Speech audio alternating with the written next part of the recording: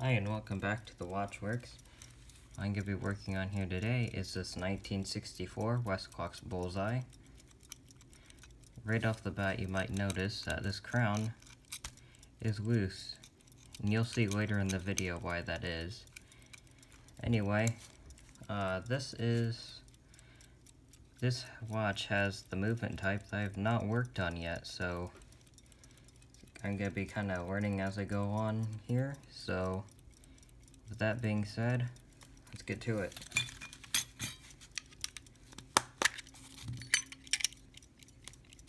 Back off. And you can see right here, I don't know, I guess you could say this could be a transitional movement, because this is the same style as those aluminum plate movements, but still has the brass plate, so maybe they were using the new stamping punches and using up the rest of their sheets of brass, maybe? Not quite sure. And obviously this one's screwed together. So, in order to let these down,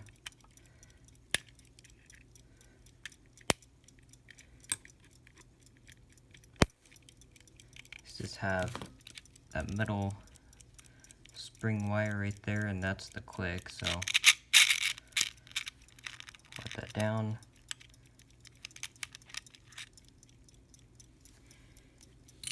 And I got this watch. It's been many months. I've been kind of procrastinating just to work on it, really. You may have been noticed it actually it was running. It actually runs pretty well. I had to replace this mainspring a couple months back when I first got it, just to get it running. But you can see the oil is really nasty and gunky. I had just added a few dabs just to kind of get it to run and make sure it was working good before I take it apart.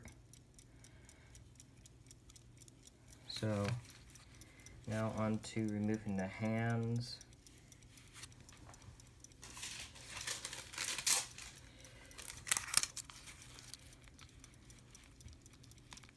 Just to use my fingers, because I have had these hands off before, just to oil it. I have not taken the movement all the way apart. So those probably never been serviced in this lifetime, just like most other dollar watches, because in reality most of these later ones weren't meant to be serviced.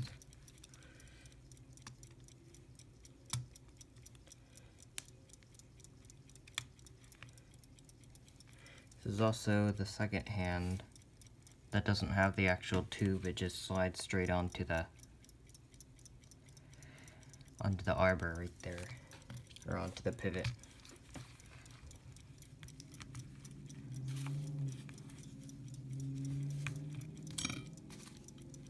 I'm going to go around and remove the dial.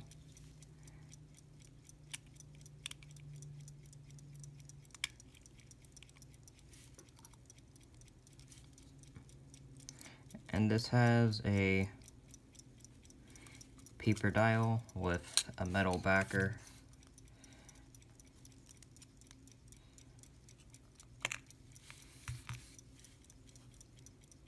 You see the paper glued onto the metal there.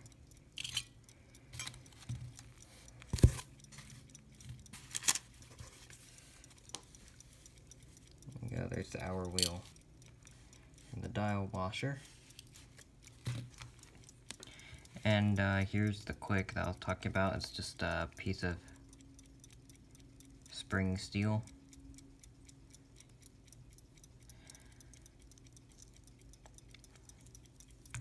So now I can start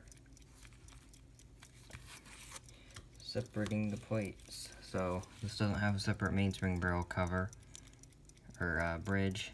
It's just one singular plate. So it might be a bit more of a challenge to reassemble, because there's more things you have to line up while doing so.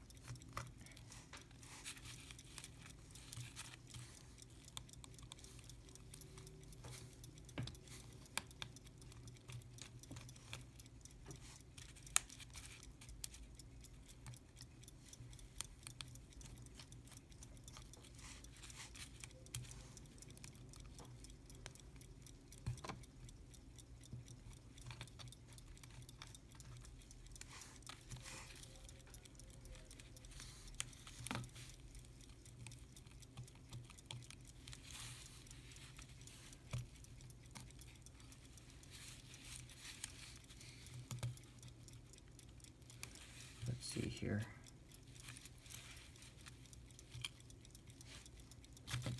Okay. So you have to bring that around, I see. See, learning as I go along. Whoops. There you go, that's everything apart, and my tweezers are magnetized. I have to fix that later. Okay. You can also see some nice little spots of corrosion going on there. And just look at that. With that oil crud buildup. That's what you don't want.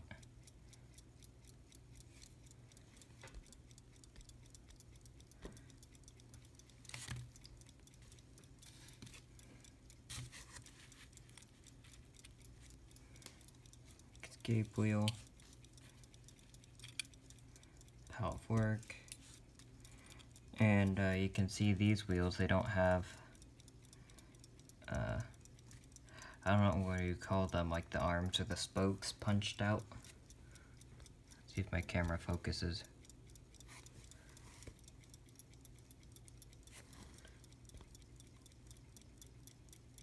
There you go. Interestingly enough, this has a full pinion. Unlike their earlier wheels. Let's see if I have one lying around. I do not, but actually you can see this one right here. This is the normal assembly, just those little pins stuck into that alloy. My camera's just having a really hard time focusing now, isn't it? You can kind of see it from the top. But you can see there's more corrosion and dried oil gunk all over this. It's definitely gonna need a good cleaning. There's a mainspring barrel arbor. I did have this out, obviously, to replace the mainspring. Obviously, I didn't get that on camera. I think I actually did that before I started filming these videos for my channel. There you go, there's your winding pinion. And I don't know what you would really call it, winding pinion bridge or something like that.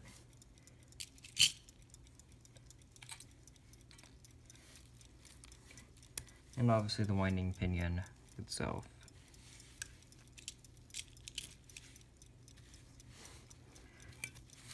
And now we can get a better look at this upper plate. And once again, this thing is just absolutely covered in this old dried oil gunk. And you can see more dried oil gunk all over this.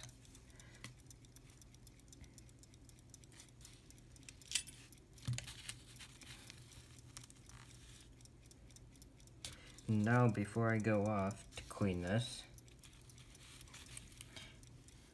okay, there's a spring right here.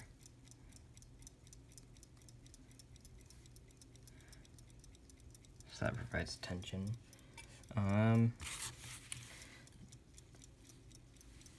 So here is the setting lever arm. The setting lever, and I don't know if you can notice, but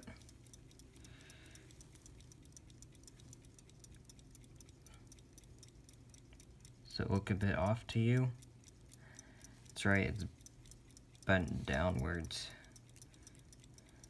So that's why the crown was out of the case. You can actually see all the marks. I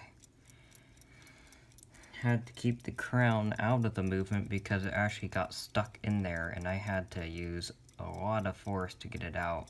Luckily I was able to get it off without damaging it, so in the next part I'll be bending this back so it no longer traps the crown in place and works like it should. And here's this plate, obviously, again. the corrosion. That's actually like oil gunk too. It's causing all the corrosion.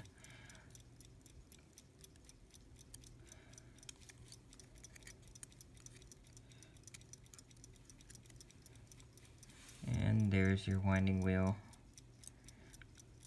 And you can see once again all that nasty, just bad oil. And one more note, also the center wheel does not have the spokes punched out.